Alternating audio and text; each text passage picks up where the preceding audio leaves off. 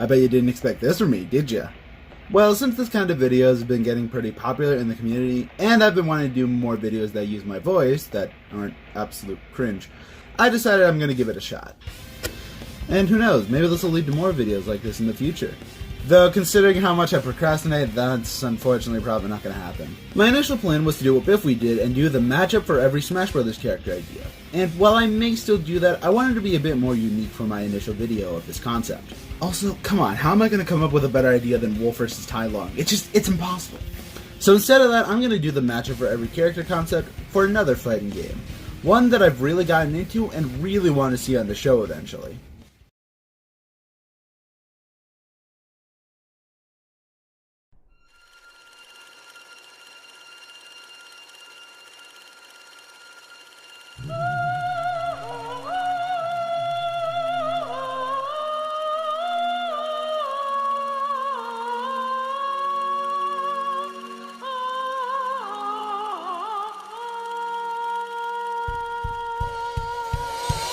Yep, that's right, Skullgirls, the mostly female-based fighting game made by Reverge Labs and M2, released in 2012. And while the behind the scenes with the developers is a bit yikes, it's still an excellent fighting game that I wholeheartedly recommend if you haven't played it already. I've had my eyes on this game for a while, mostly thanks to the 1-minute Melee episodes they used in the series, though I really didn't have a way of playing it due to me not having any of the consoles it was on, until it came to the Nintendo Switch. It was kind of difficult for me to get into, but once I got the mechanics down, it was a really fun time. And of course, due to how much I've actually played it, it makes me really want it to appear in Death Battle eventually. We really haven't had that much indie game representation after Shovel Knight, unless you want to count the DBX with the funny skeleton. So seeing another one with as many great characters as this one, it would be really nice. So today, I'll be attempting to get each an opponent they could maybe face if they were to come to Death Battle. My only rules are I can't use a franchise more than once, and I can't go overboard with the amount of returning commands I have. Which I don't know why I made a rule since there's only one on this list, but yeah, whatever, I don't care. Alright, let's do this in one take. Nobody blink, action! Felia vs. Tokoyami. Two normal people with a dark partner attached to their hip. I had a few fights in mind for Felia, but personally this is my favorite out of the few I had. Partly because I really like both series, and the other options I had having better opponents elsewhere. Regardless, I do think it can make for really neat animation, especially if they go crazy with dark shadows and hinged form in the night. I'm not exactly sure who wins, pretty sure Felia is stronger via scaling to Marie's building tossing feat, but Tokoyami is faster due to Dark Shadow being a lightning timer, so it could go either way. Although take a lot of my outcomes here with a grain of salt, because I'm not the best at versus debating admittedly. Cerebella vs. Twintel. Two ladies with an extra pair of arms on top of their heads for combat. It sounds like it made for a fun fight. I like both characters well enough, so it sounds like it'd be fine. Although they would have to make fully custom Twintel sprites.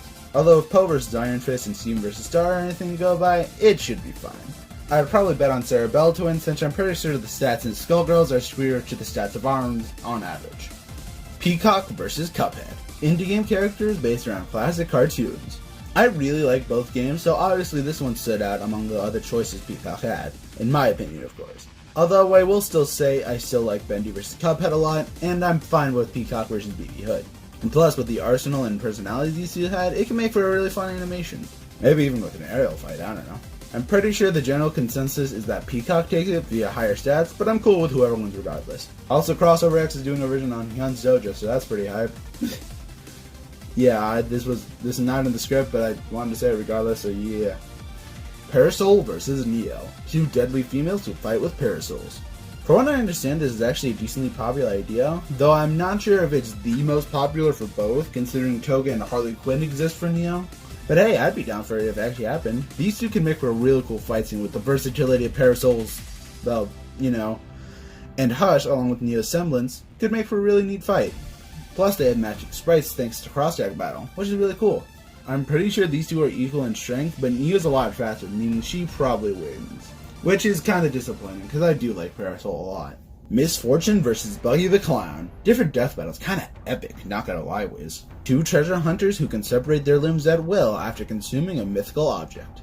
I don't know much about One Piece, but it seems like it can make for a really fun one. Probably with a lot of fake out deaths. Apparently Buggy scales to island to mountain level, which should be enough to take Misfortune down. Painwheel vs. Line. Line? Something like that, from Under Night and Birth. Innocent children turned experiments that turned them into nearly unkillable killing machines from fighting games that use blades in combat. There's a lot more, but I'll just flash it on screen now if you want to read the rest. Thanks to Call Me Kodo for these connections. I really like playing this Pinwheel, but the only experience I have with Lene is from Cross-Tag Battle, so I can't really say much there. But regardless, I do think it can make for a neat episode. Lene is apparently talented and faster than life from what I can tell, so that's a really dead Carol. Big sad.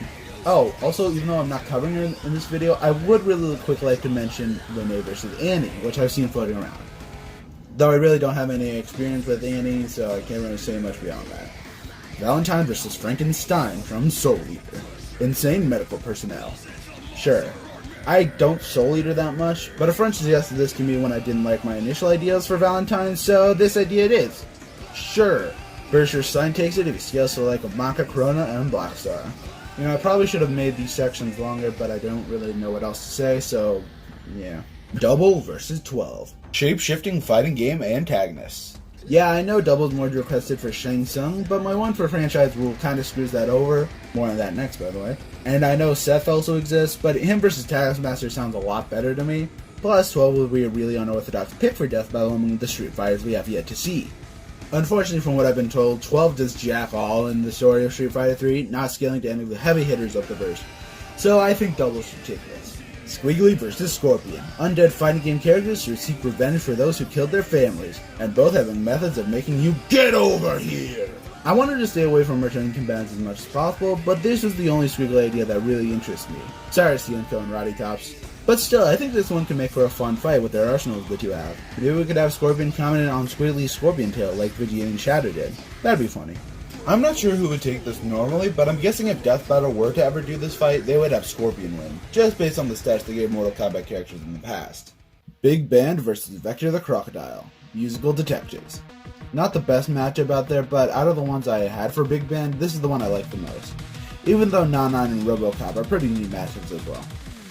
I'd be utterly shocked if they ended up using Vector the Crocodile out of all the Sonic characters they had left. But I did feel the same about Amy when she was revealed, so anything's possible, I guess. Plus, I do like to play Big Band, even though that's probably mostly because I was a band kid. This would be an out-of-left-field fight, but I think they can make it work, honestly. Or if nothing else, at least as a DBX. Not sure where Vector scales in the Sonicverse, but I'm gonna guess Big Band, because I don't think he scales that far at all, if I were to guess anyway. Fuqua vs. Negascott. Two palette swaps with a darker color scheme who exist in the character's head. Or do they? Both also have the same normal attacks, while also having unique special moves compared to the main character. I didn't really have much for Fuqua due to her only being in Felia's dreams, but I do think this is a cool idea regardless. I don't really know how far Fuqua scales in Skullgirls, or if they'll give Scott Pilgrim his multi-continental scaling, so I'm not really sure who Death Battle will have take it. Regardless, whoever wins though, I lose because I really hate Negascott's boss fight, plus I really hate Fuqua's final boss in story mode. It's so annoying! Ugh. Eliza vs. Anakaris. Egyptians from fighting games. I was originally going to do Eliza vs. Scarlet from Mortal Kombat, but I think I just slightly prefer Squiggly vs. Scorpion over that, so I had to have an alternative, which leads us here. It seems neat enough though, plus it would give us another Darksuckers fight, which is cool. Assuming they give Anakaris the same Egypt sinking feat they mentioned in John Taliban vs. Cerebella, it should be enough to give him the win. Beowulf vs. Kanji Tatsumi, two strong boys who primarily fight with folding chairs of all things.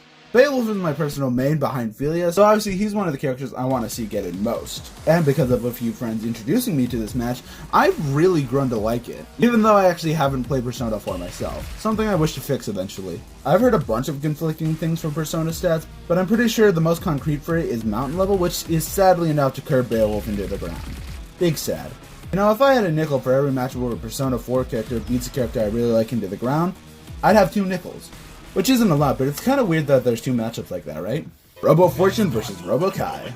Blue robotic fighting game copies. I was originally going to go with Springtron, but that one per franchise rule kinda screwed it over as well. This works fine enough as well. Plus, you're welcome, son. More Guilty Gear love. I don't really have much else to say on this matchup except for the verdict. Apparently, Robo Kai scales to Guilty Gear high tier, which makes him multiversal and faster than light, so... 3 vs. Sans. Tough as nails, skeletal indie final bosses. I'd be really down to see this, and it seems to be decently popular as well, which is pretty neat.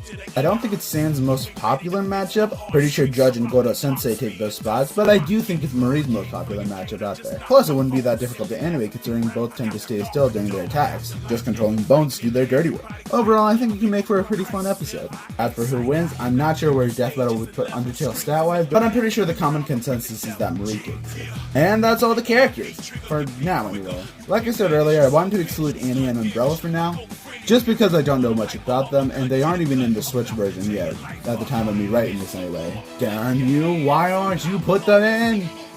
But maybe I'll do a video on them, plus the rest of the season pass when they come out, who knows. But this was pretty fun to do, and if you haven't already, I do recommend playing Skullgirls. It's a really great game, when you get the hang of it anyway. But I'm certain that people will have some disagreements and dislikes with some of my choices here. This is the internet after all. So if you have any preferred matches for any of the characters here, let me know in the comments. I'm really interested to see what other opponents you'll give these characters. This was pretty difficult, but also pretty fun to make, so who knows, maybe I'll end up doing more of these videos down the line. But considering how long this video took me to make, I wasn't counting it. But until then, hope you guys are having a great day, and I hope to see you guys in whatever I do next. See ya!